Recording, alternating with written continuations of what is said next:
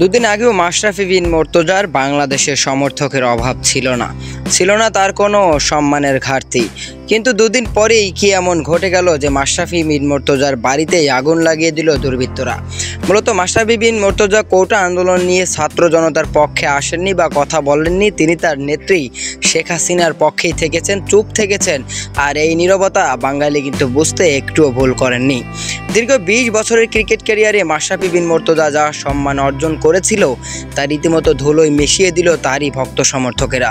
তাই তো নরাল এক্সপ্রেসের বাড়িতে আগুন লাগিয়ে দিয়েছে। এর আগে কিন্তু মাশরাফি বিন মুর্তজাকে বুয়েট কলেজে জুতা দিয়ে নিক্ষেপ করা হয়েছিল মাশরাফি বিন মুর্তজার ওই একটা ছবিতে। এরপরে মাশরাফি বিন মুর্তজার বাড়িতে আগুন দেওয়া হয়েছে, প্রধানমন্ত্রী পদত্যাগ করেছে। নানা ঘটনায় কিন্তু বাংলাদেশ এখন উত্তাল। বাংলাদেশের হাজার হাজার মানুষ এখন মাশরাফি বিন মুর্তজাকে ঘৃণার চোখে দেখে। কেননা মাশরাফি বিন মুর্তজা কিন্তু বাংলাদেশের মানুষের পাশে থাকলেও পারতো এরকম একটা সময়।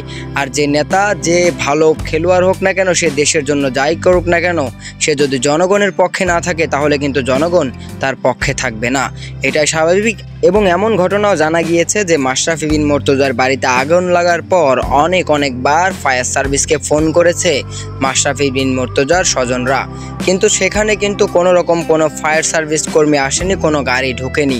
কেননা এটা কিন্তু জনগণই লাগিয়েছে ফায়ার সার্ভিস, তারাও বুঝেছে। আর তারা যদি এখানে আসতো, তারা যে সুস্থ অবস্থায় ফিরে যেতে পারবে তারও কোনো গ্যারান্টি ছিল না। তো সেজন্য কিন্তু ফায়ার সার্ভিসও আসেনি। অবশেষে মাশরাফি বিন মুর্তজার বাড়িটা পুড়ে ছাই হয়ে যাচ্ছে।